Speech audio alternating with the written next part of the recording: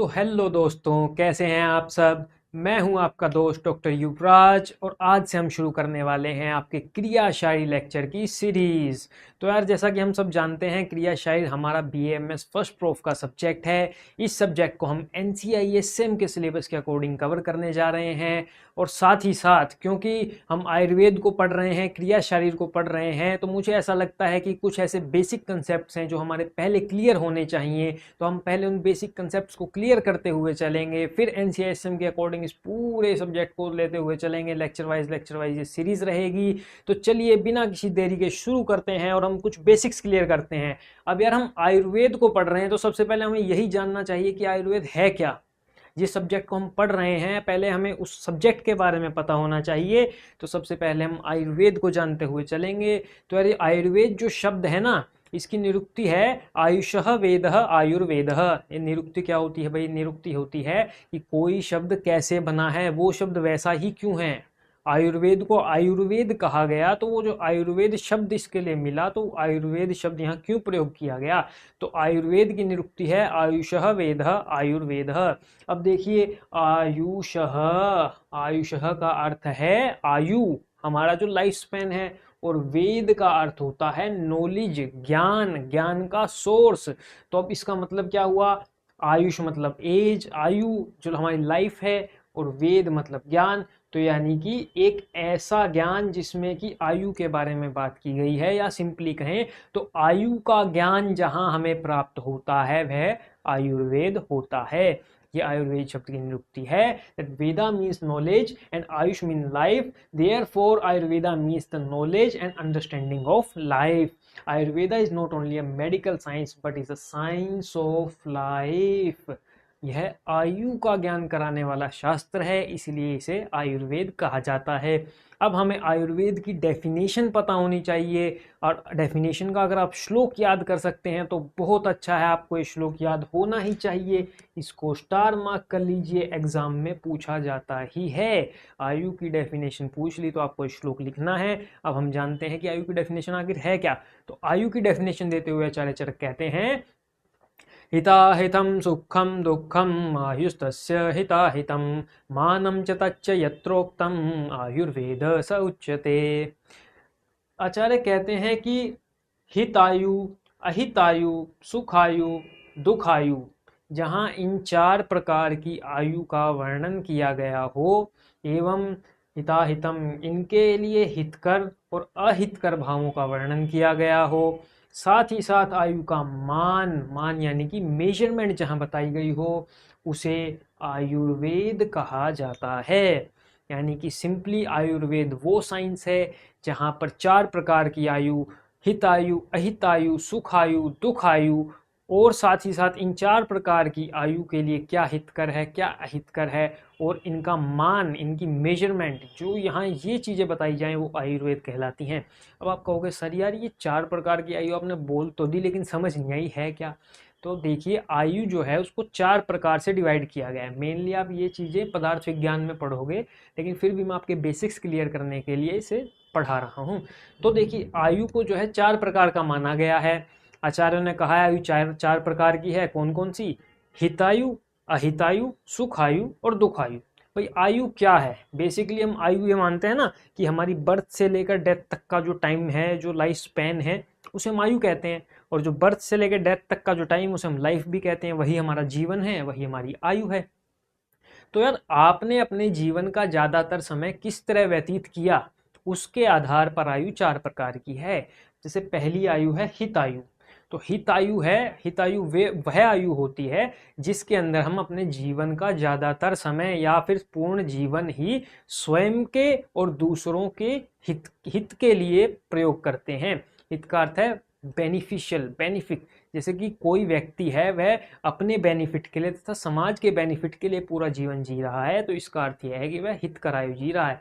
जैसा कि आपने देखा होगा, समाज सेवी होते हैं, ठीक है, वो सोशल वर्क करते हैं, तो वह स्वयं का भी हित देख रहे हैं, दूसरों का भी हित करते हैं। फॉर एग्जांपल, जैसे कि जो एनवायरमेंटलिस्ट होते हैं, जो पेड़ पौधों को बचाने के लिए आंदोलन वगैरह करते रहते हैं, तो वह हितकर आयु जी रहे हैं, वह हितकारी कार्य कर रहे हैं, वह अच्छे कार्य कर रहे हैं। तो वह जो अच्छे कार्य करते हैं वे हितायु जीते हैं। उसके ठीक अपोजिट जो अहित करने वाले व्यक्ति होते हैं, जो अपने जीवन काल में ज़्यादातर अहितकारी हार्मफुल चीज़ें करते हैं, बेनिफिशियल के ठीक अपोजिट जो हार्मफुल चीज़ें करने वाले व्यक्ति होते हैं वो अहितायु जीते हैं। तो एक होती है दुख आयु और एक होती है सुख आयु। तो सुख आयु वाले व्यक्ति वो होते हैं जो अपना जीवन स्वयं के सुख के लिए और दूसरों को सुख के लिए यानी कि प्लेजर के लिए पूरा जीवन डेडिकेट करते हैं। पूरा जीवन उनका सुख पे आधारित रहता है, स्वयं भी पूरे भाई आराम से। कुछ लोग होते हैं ना भाई, हम भी मौज लें तुम भी मौज लो, सबका साथ सबका विकास। तो उस तरह के लोग वह हैं सुख आयु जीते हैं। दुख आयु वाले जो होते हैं जो खुद भी परेशान होते हैं और दूसरों को भी परेशान करते हैं। फॉर एग्जाम्पल भाई जैसे क्रिमिनल्स होते हैं, क्रिमिनल्स क्या है, दूसरों का तो नुकसान करते ही करते हैं लेकिन वो खुद का भी नुकसान कर रहे हैं, तो वो कौन सी आयु जी रहे हैं, वो दुख आयु जी रहे हैं। जो क्रिमिनल्स होते हैं वो अहित आयु भी जीते हैं। फॉर एग्जाम्पल जैसे वो दूसरों का अहित कर रहे हैं तो खुद का भी अहित ही कर रहे हैं, ठीक है, तो वो अहित आयु भी हो गई। तो 4 प्रकार की आयु हमने पढ़ी, हितायु ठीक उसके अपोजिट अहित आयु, सुख आयु और ठीक उसके अपोजिट दुख आयु। तो ये 4 प्रकार की आयु होती हैं। तो जिस शास्त्र में यानी जिस सब्जेक्ट में इन 4 प्रकार की आयु का वर्णन हो और फिर इनके लिए, इन आयु के लिए क्या हितकर चीज़ें हैं, भाई ऐसी क्या चीज़ें हैं जो करने से, जो खाने से ये आयु बनी रहे, ये आयु वृद्धि को प्राप्त हो, और ऐसी कौन सी हैं जो अहितकर चीज़ें हैं जो इस आयु का नाश करती हैं, इस आयु को ख़त्म करती हैं, इस आयु को खराब करती हैं, उन चीज़ों का जहाँ वर्णन हो। और साथ ही साथ आयु का मान कि किस व्यक्ति की कितनी आयु है, ये जो आयु की मेजरमेंट है, इस मेजरमेंट को भी बताता है, वह शास्त्र आयुर्वेद कहलाता है।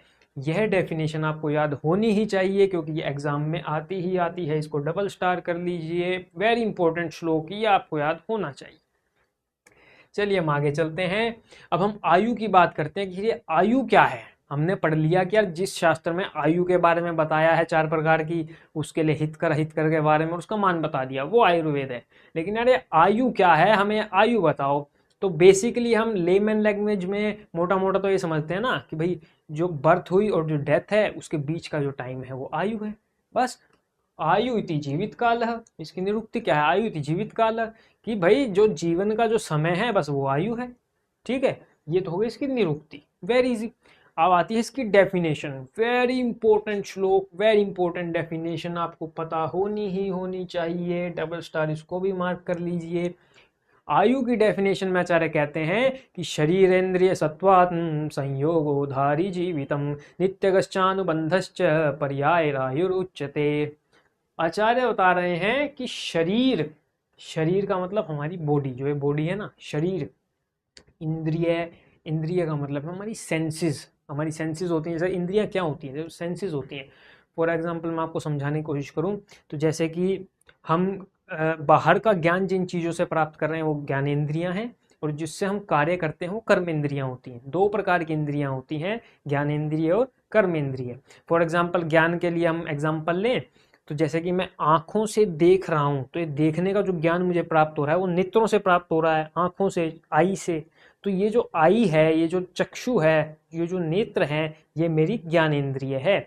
ऐसे ही मैं कोई कार्य करना चाहता हूँ तो मैं हाथ से कोई चीज़ उठा के कहीं रख सकता हूँ, तो ये हाथ क्या है, ये मेरी इंद्रिय है, ये मेरी कर्मेंद्रिय है। तो इंद्रियां हमारी सेंसेस होती हैं जिनके थ्रू हम वर्ल्ड से, संसार से इंटरेक्ट करते हैं, संबंध अपना स्थापित करते हैं, तो वे इंद्रियां होती हैं। तो शरीर, इंद्रिय, सत्व, सत्व वर्ड जहां भी आए आपको समझना है मन की बात हो रही है। हालांकि सत्व एक गुण भी होता है, ठीक है, सत्व है, मानसिक गुण भी है, और सत्व जो है वो इस प्रकृति का गुण भी है, उसकी भी हम आगे चल के बात करेंगे। लेकिन सत्व यहाँ पे अर्थ किया गया है मन के लिए, मन को भी सत्व बोला जाता है। तो शरीर, इंद्रिय, सत्व और आत्मा के संयोग को आयु कहते हैं। आचार्य ने कहा कि शरीर, बॉडी हमारी, इंद्रिय यानी कि हमारी सेंसेस, सत्व यानी कि हमारा मन, और आत्मा, ये जब सब एक जगह आके मिलती हैं, इनका संयोग होता है तो वह आयु कहलाती है। क्योंकि इनमें से किसी भी एक को आप हटा दो तो आयु का नाश हो जाता है। अगर मान लो किसी का शरीर खत्म कर दिया तो कहाँ आयु बची, आयु खत्म। किसी की सारी इंद्रियां ही खत्म कर दी, सारी इंद्रियां, ना तो बाहर का ज्ञान ले पा रहा है और ना ही कोई कार्य कर पा रहा है, तो वह भी, उसकी भी आयु नष्ट है, क्योंकि भाई वो कोई ना तो कोई कार्य कर सकता है, ना तो उसके शरीर में कोई ऐसी क्रिया हो रही है, कोई भी प्रकार का कर्म नहीं हो रहा है, और ना ही वो कोई ज्ञान प्राप्त कर पा रहा है। ब्रेन डेड आजकल का best example, brain dead cases में ऐसा होता है तो उसकी आयु नष्ट हो जाती है। सत्व, किसी का मन नष्ट हो जाए तो वह आत्मा और शरीर के बीच का जो संबंध है वो मन से रहता है। जो आत्मा होती है ना, वो डायरेक्ट हमारे शरीर को कंट्रोल नहीं करती है, वो क्या करती है कि वो मन के थ्रू उस शरीर को कंट्रोल करती है। ये देखिए, आत्मा और शरीर का संबंध कुछ ऐसा होता है। ठीक है, आत्मा, मन और फिर शरीर आता है। तो अगर मन हट जाए तो भाई आत्मा जो है वो शरीर को चेतन ही नहीं रख पाएगी, तो फिर भी आयु खत्म हो जाएगी। तो इन सब का जब तक संयोग रहता है वह आयु कहलाती है। अब ये तो हमने आयु की डेफिनेशन पढ़ी है, ठीक है। अब हम आयु के पर्याय पढ़ते हैं, सिनोनियम्स की। आयु को और किस किस नाम से जाना जाता है वो भी आचार्य ने इसी श्लोक में बताया है। देखिए, शरीर इंद्रिय सत्वात्म संयोगोधारी जीवितम, तो यहां तक तो हो गई आयु की डेफिनेशन। हालांकि पूरा श्लोक ही आयु की डेफिनेशन में आपको लिखना है। धारी, जीवितम, नित्यग और अनुबंध, ये आयु के पर्याय हैं। तो आयु के 4 पर्याय हुए, धारी, जीवितम, नित्यग और अनुबंध। अभी हम आगे चल के इन चारों पर्यायों के बारे में बड़ी डिटेल में देखने वाले हैं कि 4 पर्याय आयु के क्यों दिए गए हैं, क्यों इन आयु को इन नामों से पुकारा जाता है। तो देखिए, आपके लिए मैंने फॉर्मूला बनाया है, इससे आपको मतलब इजीली याद हो जाएगा, समझ आ जाएगा कि आयु आखिर है क्या चीज। देखिए, आयु है शरीर प्लस इंद्रिय प्लस सत्व प्लस आत्मा, इन सबको मिला के जो संयोग बनता है ये आयु होती है। यानी कि शरीर, इंद्रिय, सत्व और आत्मा का जो संयोग है वह आयु कहलाती है। ठीक है, तो बड़ी इजी डेफिनेशन है, शरीर इंद्रिय सत्वात्म संयोगोधारी जीवितम नित्यगश्चानुबंधश्च पर्याय आयु उच्यते। तो अब हम इसके सिनोनिम्स की बात कर लेते हैं। जब हमने 4 सिनोनिम्स अभी इसके पढ़े, आखिर वे 4 सिनोनियम इसको क्यों दिए गए हैं, वे नाम आयु के क्यों हैं। तो सबसे पहले हम बात करेंगे धारी की। तो धारी के बारे में आचार्य कहते हैं, धार्यति शरीरम पूतिताम गंतु न ददाति इति। यानी कि आयु वह है जो कि हमारे शरीर को धारण करती है, और जब तक आयु बनी रहती है हमारा शरीर पूर्ति को प्राप्त नहीं होता, यानी कि सड़ता नहीं है। जैसे ही किसी व्यक्ति की आयु खत्म होती है, आपने देखा होगा उसका शरीर सड़ने लग जाता है, उसका शरीर खराब होने लग जाता है। कृमि उसको आकर, चींटियां आकर, छोटे जानवर वगैरह आकर है ना उसको खाने लग जाते हैं, उसमें सड़न आती है, स्मेल गंदी आने लग जाती है। क्यों? क्योंकि उसकी आयु खत्म हो गई है। यानी कि जब तक आयु रहेगी तब तक उसका शरीर सही रहेगा, उसका शरीर खराब नहीं होगा। तो इसीलिए इसको एक नाम दिया गया, धारी। आयुधारी इसलिए कहलाती है क्योंकि वह शरीर को इंटैक्ट रखती है, शरीर को खराब नहीं होने देती। तो धार्यति शरीरम पूतिताम गंतु न ददाति इति।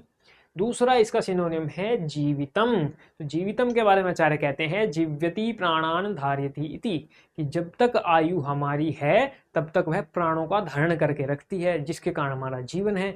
तो आयु ही जीवन है, इसलिए आयु को जीवितम कहा गया, आयु को जीवितम नाम से पुकारा गया, क्योंकि जब तक आयु है तब तक व्यक्ति जिंदा रहता है, भाई जीवित रहता है, तो इसलिए आयु को जीवितम नाम से बोला गया।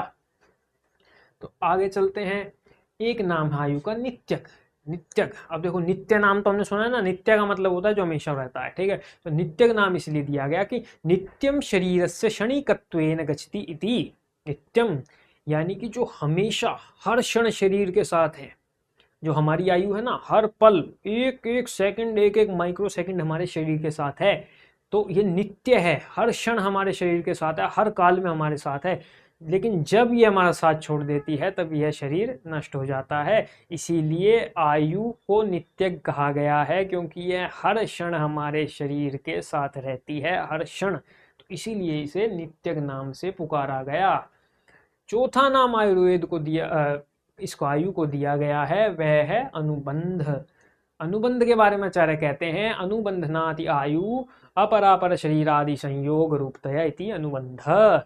यानी कि आयु जो है वो अपर पर शरीर के संयोग को एक साथ जोड़ कर रखती है, इनका संयोग बना के रखती है। भाई देखो, अपर शरीर क्या है, पर शरीर क्या है। भाई देखो, हमारे शरीर होते हैं सूक्ष्म शरीर, स्थूल शरीर, कारण शरीर, ये 3 प्रकार के शरीर कहे गए हैं। आपने पदार्थ विज्ञान में पढ़ा होगा या वहाँ पढ़ेंगे। तो इन तीनों प्रकार के शरीरों को एक साथ बना के रखती है, एक साथ एक ही संयोग में रखती है, इसीलिए इसे अनुबंध कहा जाता है। तो यार ये तो हमने आयु की डेफिनेशन पढ़ ली, आयु के पर्याय पढ़ लिए। अब हम जानते हैं कि ये जो आयुर्वेद हमने पढ़ा, भाई हमने आयु पता है। अब जिस शास्त्र में आयु के बारे में बताया गया है, चारों प्रकार की आयु, हिता हित सुख दुख, 4 प्रकार की आयु बता दी। उसका फिर हमने साथ ही साथ उसके लिए क्या हितकर है क्या हितकर है ये बता दिया, और फिर साथ ही साथ उसका मान बता दिया। तो ये आयुर्वेद हो गया। अब आयुर्वेद का काम क्या है भाई, आयुर्वेद हम पढ़ क्यों रहे हैं, आयुर्वेद ऐसा क्या करेगा? तो आयुर्वेद क्या करेगा वो हम देखते हैं। तो आयुर्वेद का प्रयोजन क्या है? तो आयुर्वेद का प्रयोजन आचार्य कहते हैं स्वस्थस्य स्वास्थ्य रक्षणम, आतुरस्य विकार प्रशमनम च। आयुर्वेद का प्रयोजन है स्वस्थस्य स्वास्थ्य रक्षणम, यानी कि स्वस्थ व्यक्ति के स्वास्थ्य की रक्षा करना, स्वस्थ के स्वास्थ्य की रक्षा। तो आयुर्वेद का एक प्रयोजन तो ये हो गया भाई, स्वस्थ व्यक्ति के स्वास्थ्य की रक्षा करना। ठीक है, चलो कोई व्यक्ति अगर बीमार ही नहीं पड़ेगा तो उससे अच्छा क्या है, व्यक्ति अगर स्वस्थ है तो स्वस्थ ही बना रहे, तो इसके लिए भी आयुर्वेद आदेश करता है। और साथ ही साथ व्यक्ति अगर बीमार पड़ गया है या व्यक्ति अगर रोगी हो गया है तो उसके लिए आयुर्वेद क्या कहता है, आतुरस्य विकार प्रशमनम च, यानी कि रोगी के रोग का नाश करना, रोगी के रोग का नाश करना। यानी कि आयुर्वेद के 2 प्रयोजन हैं। यानी कि आयुर्वेद किस लिए है, आयुर्वेद का काम क्या है? तो आयुर्वेद के 2 काम हैं भाई। एक तो स्वस्थ व्यक्ति जो है उसको स्वस्थ बना के रखना, भाई वो बीमार ही ना हो। और एक जो बीमार हो गया है, जिसको रोग लग गया है, जो रोगी हो गया है, उसके रोग को शांत कर देना, उसके रोग का नाश कर देना। तो 2 प्रयोजन हुए, स्वस्थस्य स्वास्थ्य रक्षणम, आतुरस्य विकार प्रशमनम। तो जब भी क्वेश्चन आ जाए कि आयुर्वेद का प्रयोजन क्या है, तो आपने लिखना है स्वस्थस्य स्वास्थ्य रक्षणम, आतुरस्य विकार प्रशमनम च। यह श्लोक आपको याद होना ही चाहिए, वेरी बेसिक श्लोक। आगे चलते हैं, हम बात करते हैं भाई आखिर स्वस्थ व्यक्ति कौन होता है। हमने ये जान लिया कि भी हाँ, हमें स्वस्थ व्यक्ति की रक्षा करनी है, स्वस्थ व्यक्ति के स्वास्थ्य की रक्षा करनी है, लेकिन हमें ये ही नहीं पता कि स्वस्थ व्यक्ति है कौन। तो अब जैसे हम 12th में या नीट की तैयारी करते समय हम पढ़ते आते थे कि भाई हेल्दी पर्सन की डेफिनेशन बताओ, तो उसमें बताते थे कि भाई हेल्थ का मतलब ये नहीं है कि सिर्फ merely absence of disease, it is not a merely absence of disease but it's completely social wellbeing, physical wellbeing, mental wellbeing वगैरह ना। तो एक WHO की डेफिनेशन होती है हेल्थ की, ठीक है। तो वैसे ही हमारी आयुर्वेद की डेफिनेशन क्या है, हेल्थ को लेकर हमारी आयुर्वेद की डेफिनेशन क्या है स्वास्थ्य को लेकर, तो उसके लिए आचार्य कहते हैं कि समदोषः समग्निश्च समधातु मलक्रिय प्रसन्नात्मेन्द्रिय मनः स्वस्थिति विधीयते। वेरी इंपॉर्टेंट श्लोक, मार्क कर लो इसको भी, ये श्लोक आपको याद होना चाहिए। देखो यार, श्लोक याद करने को मैं क्यों कह रहा हूँ अभी से ही, देखो आप कह रहे हो कि सर फर्स्ट लेक्चर में आप श्लोक याद करने को कह रहे हो, तो यार धीरे धीरे आप श्लोक याद करोगे ना तो आपको एक एज रहेगा, मतलब आप एक ऐसी प्रायोरिटी में रहोगे। देखो जो भी श्लोक लिख के आता है एग्जाम में उसको प्रायोरिटी मिलती है भाई, ठीक है। टीचर पे एक अच्छा इंपैक्ट जाता है, हाँ भाई इसने श्लोक लिखा है, ये व्यक्ति पढ़ रहा है। तो आप श्लोक लिख के आओगे तो आपको 2 नंबर तो खरे हैं, एक तो श्लोक लिखने के और एक इसकी रेफरेंस लिखने के। तो 2 नंबर तो आपको फ्री के यहीं से मिल जाते हैं। किसी भी आपको कोई क्वेश्चन आए एग्जाम में तो श्लोक लिखो अपना, 2 नंबर आपको फ्री में पड़े हुए मिल रहे हैं। तो क्या कहते हैं आचार्य, आचार्य कहते हैं कि स्वस्थ व्यक्ति वह है जिसमें समदोषः, 3 दोष होते हैं भाई। इन 3 दोष का नाम तो यार लगभग सबने सुना ही होता है, वात पित्त कफ। आप लेमैन से भी पूछेंगे तो वो भी बता देगा जी आयुर्वेद के 3 दोष का नाम सुना है जी, बोला हाँ जी सुना है। मतलब कौन कौन से होते हैं जी, वात पित्त कफ। तो यार अब ये वात पित्त कफ क्या होते हैं, इसके बारे में भी हम डिटेल में आने वाले चैप्टर्स में बात करेंगे। अभी आप समझिए कि 3 प्रकार के दोष हमारे शरीर में होते हैं और 7 धातुएं होती हैं। धातु क्या होती हैं, जो हमारे शरीर का धारण करती हैं। फॉर एग्जाम्पल मैं आपको एग्जाम्पल दूं तो जैसे कि एक मशीन है, तो मशीन जिन जिन चीज़ों से बनी है, जिन जिन पार्ट्स से बनी है, फॉर एग्जाम्पल वो उसमें लोहे का गेयर भी हो सकता है, उसमें कोई लोहे का ऐसा इक्विपमेंट हो सकता है, स्टील का इक्विपमेंट हो सकता है, जिन जिन चीज़ों से वो बनी है वो उसकी धातु है। धातु को हालांकि मेटल वर्ड से कोरिलेट किया जाता है लैंग्वेज में, लेकिन असल में धातु वह होता है जो धारण करता है, यानी जिस चीज़ से कोई चीज़ बनी है वह धातु होती है। फॉर एग्जांपल हमारी बॉडी किस चीज़ से बनी है? हमारी बॉडी जी मसल्स से बनी है, हमारी बॉडी ब्लड से बनी है, हमारी बॉडी बोन्स से बनी है। तो ये सब क्या है? धातु हैं। इसको आयुर्वेद में क्या कहा जाता है? तो हमारे आयुर्वेद कहता है कि 7 चीज़ों से मिलकर हमारा पूरा शरीर बना है। वे धातुएं होती हैं, वे होती हैं रस, रक्त, मांस, मेद, अस्थि, मज्जा और शुक्र। तो इस 7 चीज़ों से मिलकर हमारा शरीर बना, उन्हें धातु कहते हैं। इन 7 के साथ साथ 3 चीज़ें और हैं जो हमारे शरीर को धारण करती हैं, लेकिन उन्हें अलग क्यों रखा गया? वो अलग इसलिए रखा गया कि वो धारण तब तक करती हैं जब वो बैलेंस स्टेट में है, समावस्था में है। जैसे ही वो या तो घट जाएं या बढ़ जाएं, तो उसमें क्या है, वो फिर रोग उत्पन्न करती हैं, वो हमारे शरीर को दूषित करती हैं, पोल्यूट करती हैं, विषेट करती हैं। तो वो 3 चीज़ें हैं, वात, पित्त और कफ। सामान्य अवस्था में, नॉर्मल स्टेट में, बैलेंस स्टेट में हमारे शरीर को ये भी धारण कर रही हैं, लेकिन इनको धातु इसलिए नहीं बोल रहे क्योंकि ये जब विषम अवस्था में आ जाती हैं, जब सम्यक अवस्था में नहीं रहती, बैलेंस स्टेट में नहीं रहती, तो फिर ये क्या करती हैं? ये रोग उत्पन्न करती है। फॉर एग्जाम्पल एक मशीन है, ठीक है। अब मशीन का हमने धातुएं तो गिन ली भाई, उसके जितने भी पार्ट हैं सारे उसकी धातुएं हैं, ठीक है। अब उसके अंदर हमने मशीन के अंदर ऑयल डाला, फॉर एग्जाम्पल ऑयल डाला हमने लुब्रिकेशन के लिए, लुब्रिकेंट ऑयल डाला। अब वो ऑयल भी तो उसको ही धारण कर रहा है कि नहीं? उसको धातु क्यों नहीं बोल रहे? वो इसलिए नहीं बोल रहे क्योंकि अगर ऑयल कम हो जाए तो उसमें दिक्कत आनी शुरू हो जाएगी, फ्रिक्शन बढ़ जाएगा, हीट प्रोड्यूस होगी, हो सकता है कि मशीन खराब हो जाए। अगर ऑयल बहुत ज़्यादा हो जाएगा तो मशीन ठीक से वर्क नहीं कर पाएगी। तो जब तक ऑयल बैलेंस स्टेट में है तब तक ही उसे धारण कर रहा है। तो जैसे कि वो मशीन में ऑयल फ्लक्चुएट होने की वजह से प्रॉब्लम उत्पन्न कर रहा है, वैसे ही जो 3 दोष होते हैं ये हमारे शरीर में कम या ज़्यादा होने पर रोग को उत्पन्न करते हैं। तो जैसे उस मशीन में ऑयल था, वैसे हमारे शरीर के अंदर 3 दोष होते हैं। ऑयल मतलब यही मत मान लेना कि दोष ऑयल होते हैं, नहीं, एग्जाम्पल लेके समझा रहा हूं मैं आपको। तो आचार्य कहते हैं कि स्वस्थ व्यक्ति वो है जिसके दोष, 3 दोष की हमने बात की, वे दोष समावस्था में रहे, यानी बैलेंस स्टेट में रहे। समग्निश्च, हमारे शरीर में अग्नि होती है, हीट होती है।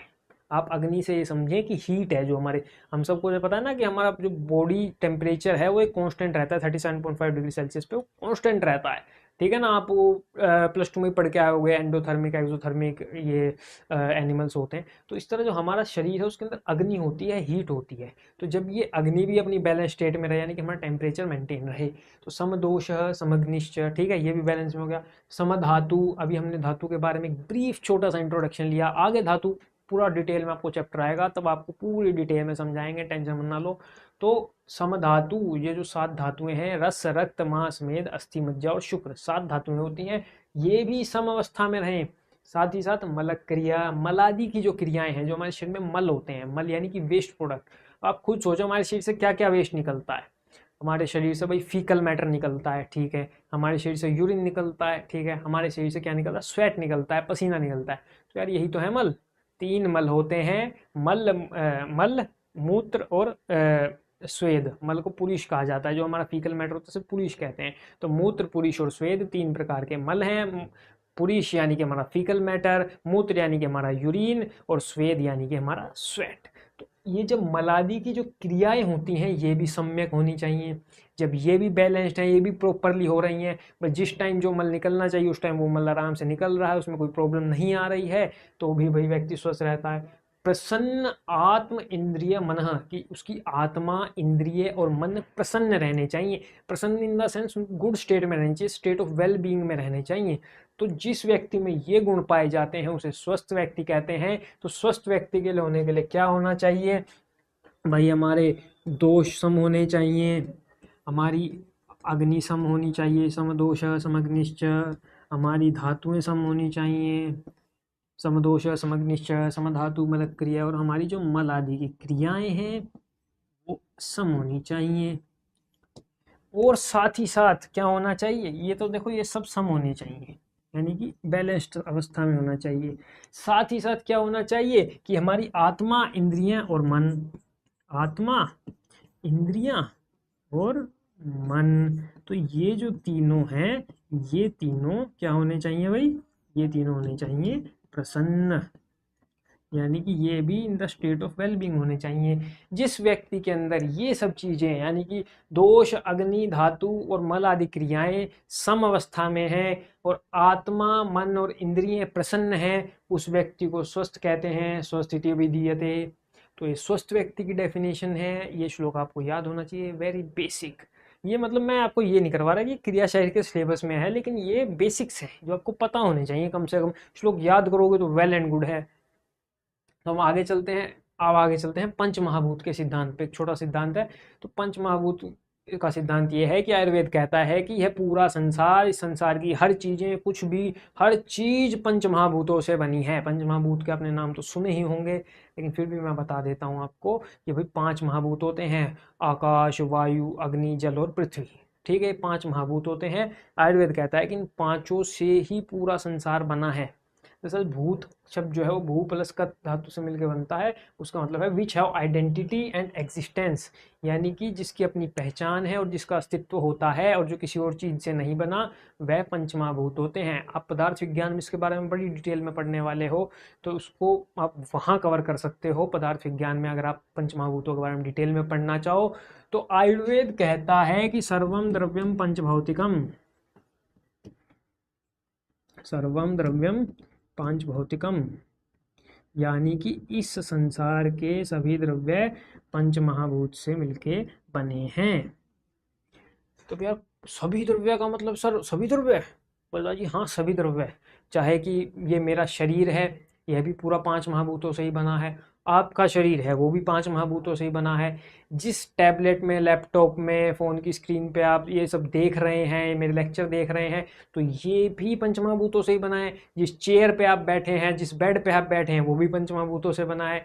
ये पृथ्वी पूरी पंचमहाभूतों से बनी है, हमारा पूरा सोलर सिस्टम जो है ये पंचमहाभूतों से बना है। हर चीज़ पंचमहाभूतों से बनी है, और ये बहुत ही इंपॉर्टेंट सिद्धांत है, क्योंकि इसी के आधार पर चिकित्सा भी की जा सकती है। क्योंकि भाई औषधियाँ भी तो पंचमहाभूत से बनी हैं, हमारा शरीर भी पंचमहाभूतों से बना है। तो इसलिए कहते हैं कि इस संसार में ऐसी कोई चीज़ नहीं है जो औषध नहीं है, बस उसे प्रयोग करने वाला व्यक्ति होना चाहिए, समझदार व्यक्ति होना चाहिए। तो ये तो थे यार आयुर्वेद के कुछ बेसिक कंसेप्ट जो आपको क्लियर होने चाहिए थे। अब हम शुरू कर रहे हैं क्रिया शरीर का पहला टॉपिक NCISM के सिलेबस के अकॉर्डिंग। तो NCISM के पेपर वन का पार्ट ए, देखो आपका जो NCISM ने जो सिलेबस दिया है उसमें क्रिया शरीर के 2 पेपर होते हैं, ठीक है। हर पेपर के 2 पार्ट होते हैं, पेपर ए और पेपर बी। पेपर ए के जो पार्ट ए और पार्ट बी, पार्ट ए के अंदर मेजरली आयुर्वेदिक पोर्शन होता है, पार्ट बी के अंदर मेजरली मॉडर्न पोर्शन होता है, ठीक है। तो हम इसमें क्या करेंगे इन लेक्चर सीरीज में, पेपर 1 और पेपर 2 के आयुर्वेदिक पार्ट्स को आप मेरे साथ डिस्कस करेंगे। ये लेक्चर्स पेपर 1 और 2 के पार्ट ए को कवर करेंगे, जिसके अंदर मेजरली आयुर्वेदिक कंसेप्ट्स दिए गए हैं। तो सबसे पहला जो हमारा सिलेबस का पॉइंट है उसमें हम डिस्कस करने वाले हैं शरीर के बारे में। सबसे पहले हम बात करेंगे कि क्रिया क्या है। जो नाम है ना हमारे सब्जेक्ट का, क्रिया शरीर, तो आखिर ये क्रिया क्या है और ये शरीर क्या है। अब बच्चे कहेंगे यार सर हमने शरीर तो सुना है, या शरीर क्या आ गया, कहीं स्पेलिंग गलत तो नहीं लिख दी? नहीं, स्पेलिंग बिल्कुल ठीक है बेटा। शरीर जो है हम उसके बारे में भी जानेंगे। तो देखो definition and synonym of term क्रिया, शरीर के बारे में जानेंगे जो कि सबने सुना है शरीर। शरीर के बारे में जानेंगे कि यार शरीर और शरीर एक ही हैं या अलग अलग चीज़ें हैं। सर इसको क्लियर कीजिए, कन्फ्यूजन है। तो कन्फ्यूजन भी दूर होगी बेटा। डिस्क्रिप्शन ऑफ शरीर दोष एंड मानस दोष, भाई हमने दोष की जो बात की थी ना, आगे हम उनके टाइप्स भी पढ़ेंगे। भाई दोष कितने टाइप के होते हैं, शारीरिक दोष कौन से हैं, मानसिक दोष कौन से हैं, तो इनको भी हम कवर करते चलेंगे। म्यूचुअल रिलेशनशिप बिटवीन त्रिगुण, त्रिदोष एंड पंचमहाभूत। तो पंचमहाभूत हमने पता किया भाई पंचमहाभूत क्या होते हैं, दोष का भी एक ब्रीफ आइडिया ले लिया, दोष क्या होते हैं। त्रिगुण भी हम देखेंगे कि त्रिगुण क्या होते हैं। तो इन सब को हम कवर करते हुए चलेंगे। इस लेक्चर में आपका सिलेबस का पहला पॉइंट कवर किया जाएगा। तो चलिए शुरू करते हैं बिना किसी टाइम वेस्ट के। तो सबसे पहले हम बात करते हैं कि आखिर क्रिया शरीर में जो क्रिया है ना, क्रिया क्या होती है, क्रिया का मतलब क्या है। तो इसके लिए आचार्य कहते हैं प्रवृत्तिस्तु खलु चेष्टा कार्य अर्थास एवं क्रिया कर्म यत्न कार्य समारंभश्च, कि किसी भी कार्य को करने के लिए जो चेष्टा की जा रही है, किसी भी कार्य को करने के लिए जो चेष्टा, जो एक्टिविटी हम कर रहे हैं, वो क्रिया कहलाती है। बस इसी को ही प्रवृत्ति नाम से भी बोलते हैं, इसको ही कर्म कहते हैं, इसी को यत्न कहते हैं, इसी को ही कार्य समारंभ कहते हैं। यानी कि कोई भी काम आपको करना है, उसको करने के लिए जो चेष्टा आपने की, जो एक्टिविटी आपने की, वही क्रिया है। Basic, very basic. कोई मतलब बड़ी रॉकेट साइंस नहीं है, छोटी सी डेफिनेशन है क्रिया की कि भाई किसी भी कार्य को करने के लिए जो प्रवृत्ति जो चेष्टा की जाती है वही क्रिया कहलाती है। क्रिया के सिनोनियम्स क्या क्या हैं, किन किन नामों से क्रिया को जाना जाता है, तो क्रिया को प्रवृत्ति, कर्म, यत्न तथा कार्य समारंभ नाम से कहते हैं। आगे आचार्य कहते हैं कि कर्तव्यस्य क्रिया कर्म कर्मणान्यद अपेक्षते, क्रिया जो है कर्तव्य के कर्म को कहते हैं। कर्तव्य क्या होता है, जो चीज की जानी है, जो सॉरी, जो हमें करना है, जो चीज हमें करना है, जो हम करना चाहते हैं, जो चीज की जानी है, उस कार्य के लिए जो हम कर्म करते हैं, यानी कि सिंपल बात है भाई, हमें कोई चीज करनी है तो उसके लिए जो एक्टिविटी की, जो कर्म किया, उसे ही क्रिया कहते हैं। सेम वही बात जो यहाँ पे कही गई थी वही आचार्य ने दोबारा कह दी। तथा यह कर्म संयोग एवं विभाग में किसी अन्य कारण की अपेक्षा नहीं करता कि भाई ये एक्टिविटी है, ये किसी चीज पे भी डिपेंड नहीं होती, आपने एक्टिविटी की तो यानी कि वो क्रिया है। आगे कहते हैं प्रयत्नादि कर्म चेष्टित मुच्यते, यानी प्रयत्न आदि चेष्टा को क्रिया या कर्म के नाम से जाना जाता है। जो भी हम एक्टिविटीज करते हैं उन्हें क्रिया कहते हैं। सेम वही कह दिया, द्रव्याश्रितम च कर्म कर्मेदुच्यते क्रिया थी, यानी द्रव्याश्रित कर्म को क्रिया नाम से जाना जाता है। यानी कि किसी भी द्रव्य में जो एक्टिविटी होती है उसे क्रिया के नाम से जाना जाता है, किसी भी द्रव्य का जो कर्म होता है उसे भी क्रिया के नाम से जानता है। सेम वही बात कही, तो हमें समझ आ गया कि यार क्रिया किसे कहते हैं। ठीक है, क्रिया तो हमें समझ आ गया। अब हम बात करते हैं कि शरीर क्या होता है। सर सब्जेक्ट का नाम क्रिया शरीर है, अब ये शरीर क्या है, तो शरीर कुछ नहीं है, शरीर एक ऐसा सब्जेक्ट है जिसके अंदर शरीर के बारे में बताया जाए, बस सिंपल यही है यार। नाम अजीब सा है लेकिन बड़ा सिंपल इसका मतलब है कि जिस सब्जेक्ट के अंदर, जिस विषय के अंदर, जिस शास्त्र के अंदर शरीर के बारे में बताया जाता है उसे शरीर कहते हैं। देखिए शरीर की निरुक्ति याद होनी चाहिए, बड़ी छोटी है, एक लाइन की है, इसको स्टार मार्क कर लो। शरीरस्य अधिकृत्यम कृतम तंत्र शारीरम, लिख के आना भाई। क्रिया शरीर के बारे में पूछ लिया तो आपको क्रिया के बारे में भी लिखना है, शरीर के बारे में भी लिखना है, तो वहां पे आप ये लाइन लिखेंगे कि शरीरस्य अधिकृत्यम कृतम तंत्रम शारीरम, यानी कि वह शास्त्र या विषय जिसमें शरीर के बारे में बताया जाता है उसे शरीर कहते हैं। अर्थात शरीर विषय ज्ञान ही जिस शास्त्र का अधिकरण है वह शरीर कहलाता है। यानी कि एक ऐसा सब्जेक्ट जिसके अंदर शरीर के बारे में बातें की जा रही हैं, तो वो क्या कहलाएगा, वो कहलाएगा शरीर। अभी जो शरीर होता है ना, ये दो टाइप का होता है यार, ठीक है, एक तो रचना शरीर होता है और एक क्रिया शरीर होता है। तो हमें क्या पढ़ना है, हमें मेन पढ़ना है क्रिया शरीर। रचना शरीर भाई आप रचना शरीर वाले लेक्चर्स को जाके देख सकते हैं, लेकिन मैं आपको फिर भी दोनों की डेफिनेशन बताऊंगा क्योंकि आपको पता होनी चाहिए और हर सिलेबस में भी। तो शरीर दो प्रकार का है, रचना शरीर और क्रिया शरीर। सबसे पहले हम रचना शरीर की बात करते हैं। तो रचना प्रतिपादकम शारीरम रचना शरीरम, ये लाइन भी आपको याद होनी ही चाहिए। रचना प्रतिपादकम शारीरम रचना शरीरम, यानी कि वह शास्त्र या वह सब्जेक्ट जिसके अंदर शरीर की रचना के बारे में बात की जाए वह रचना शरीर है।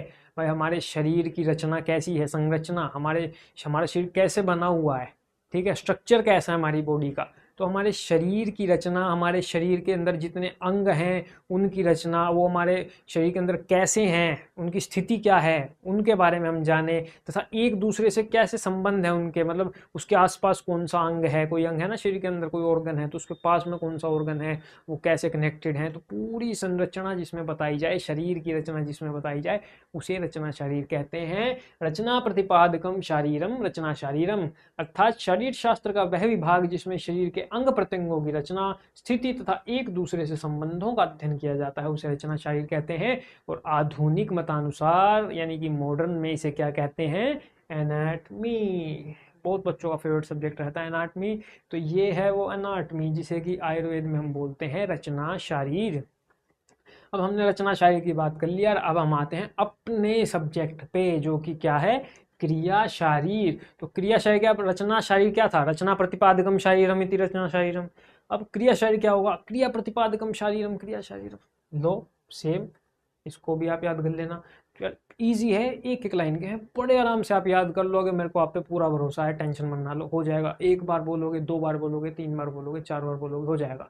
ना हो रहा याद तो दोस्तों से राह चलते पूछ लो, हाँ भाई बताओ रचना शायरी किसको कहते हैं, वो कहेगा रचना प्रतिपादकम शायरम रचना शायरम।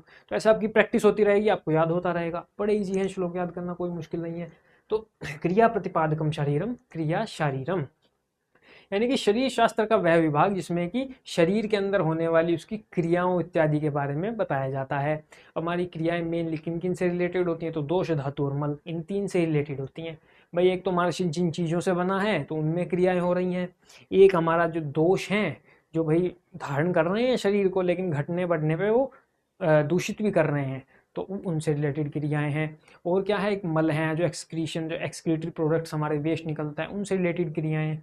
तीन ही प्रकार की क्रियाएं हैं, तो इन तीनों का भी अध्ययन इसी में किया जाता है। तो शरीर शास्त्र का वह विभाग जिसमें शरीर एवं उसके अंग प्रत्यंगों की क्रियाओं अर्थात श्वसन, श्वसन यानी कि रेस्पिरेशन वगैरह, पाचन, डाइजेशन इत्यादि आदि का, तथा दोष धातु एवं मलों का, दोष धातु एवं मलों का अध्ययन किया जाता है, उसे क्रिया शारीर कहते हैं। आगे आप पढ़ोगे दोष धातु मला मूलम ही शारीरम, कि दोष धातु और मल जो है शरीर के मूल होते हैं।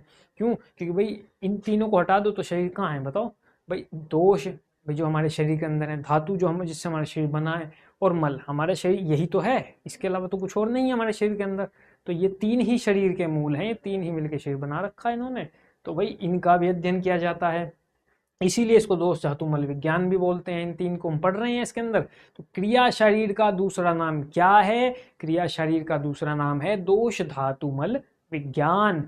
और साथ ही साथ आधुनिक मतानुसार मॉडर्न में इसको क्या कहते हैं? फिजियोलॉजी, जो कि आप इन दोनों पेपर्स के पार्ट बी में पढ़ने वाले हो, जो कि मॉडर्न के जिसमें कंसेप्ट क्लियर किए जाते हैं। अब हम बात करते हैं कि यार ये शरीर क्या है। सर आपने शरीर बता दिया कि भाई ऐसा सब्जेक्ट जिसके अंदर हम शरीर के बारे में पढ़ रहे हैं, लेकिन ये शरीर क्या है आखिर? आयुर्वेद किसे कहता है कि हाँ ये शरीर है? सबसे पहले हम शरीर शब्द की निरुक्ति देखते हैं कि शरीर शब्द कैसे बना। तो शरीर शब्द बना है शिर्यते इति शरीरम, यानी कि जिसका लगातार क्षरण होता जाए, जिसका लगातार नाश होता रहे, वह शरीर कहलाता है। अब आप सर कहोगे कि यार हमारे शरीर का तो नाश नहीं हो रहा लगातार, तो यार ये तो शरीर नहीं है। नहीं, सबके शरीर का नाश लगातार हो रहा है। कैसे, मैं बताता हूँ। जैसे कि अपन मॉडर्न में क्या पढ़ते थे, हमारे शरीर के अंदर मेटाबॉलिज्म चल रहा है, क्रियाएं चल रही हैं, एक्टिविटीज चल रही हैं, रिएक्शंस चल रही हैं, केमिकल रिएक्शंस चल रही हैं, बायोलॉजिकल रिएक्शंस चल रही हैं। तो सभी को केमिकल और बायोलॉजिकल जो रिएक्शंस है उसको एक टर्म दे दी गई मॉडर्न में, मेटाबॉलिज्म। हम सब पढ़ के आए हैं, प्लस 2 में हमने पढ़ा होगा आराम से, नीट की तैयारी की थी जब, याद कीजिए। तो मेटाबॉलिज्म जो होता है वो दो टाइप का होता है, एक एनाबॉलिज्म होता है, एक कैटाबॉलिज्म होता है ना। एनाबॉलिज्म के अंदर क्या होता है कि प्रोडक्टिव जो भी रिएक्शंस होती हैं, जिसमें कुछ चीज बन रही है, कोई चीज बनाई जा रही है, प्रोडक्शन हो रहा है, वो सभी रिएक्शंस क्या हैं? एनाबॉलिज्म के अंदर आती हैं। और कैटाबॉलिज्म में क्या आता है? कैटाबॉलिज्म में जो डिग्रेडेशन वाली है, जो डिस्ट्रॉय, जिसके अंदर कोई चीज डिस्ट्रॉय की जा रही है, कोई चीज खत्म की जा रही है, वो कैटाबॉलिज्म के अंदर आती है। तो इसमें जो ये जो डेफिनेशन है, जो ये निरुक्ति है कि जिसका लगातार क्षरण हो रहा है, जिसका लगातार नाश हो रहा है, ये कैटाबॉलिज्म से आप रिलेट कर सकते हो कि जिस चीज में लगातार कैटाबॉलिज्म चल रहा है। भाई एनाबॉलिज्म तो कभी ना कभी रुकेगा ना। भाई मान लो आपने खाना देना बंद कर दिया किसी को, तो एनाबॉलिज्म तो कम होगा ना, बिल्कुल रिड्यूस भी हो सकता है, बिल्कुल नेग्लिजिबल भी हो सकता है। कि भाई ऐसा थोड़ी कि हर वक्त हमारे शरीर में कुछ बनता रहे, लेकिन ऐसा जरूरी है कि हर वक्त हमारे शरीर में कुछ ना कुछ कम होता रहता है, घटता रहता है। हमारी एनर्जी भी इसी तरह प्रोड्यूस होती है कि एक मॉलिक्यूल को तोड़ते हैं तो एनर्जी निकलती है।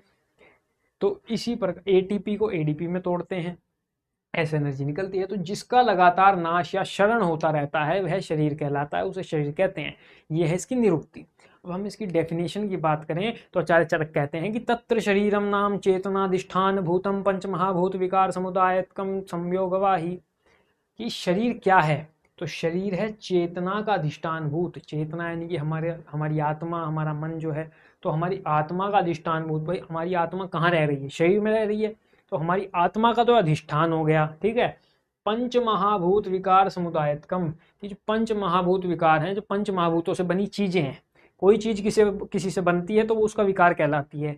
जैसे दूध से दही बनी तो दही दूध का विकार है। यह पदार्थ विज्ञान में बड़ी डिटेल में पढ़ने वाले हो इसको लेके, लेकिन आपको एक ब्रीफ आइडिया दे रहा हूं कि पंच महाभूतों से जो चीजें बनी है वो समुदायत्कम संयोगवाही, यानी कि शरीर जो है वो आत्मा और पंचमहाभौतिक विकारों का संयोग शरीर कहलाता है। और एक चीज और आप देखो, यहाँ पे एक वर्ड यूज कर दिया संयोगवाही। यार ये संयोगवाही क्या है?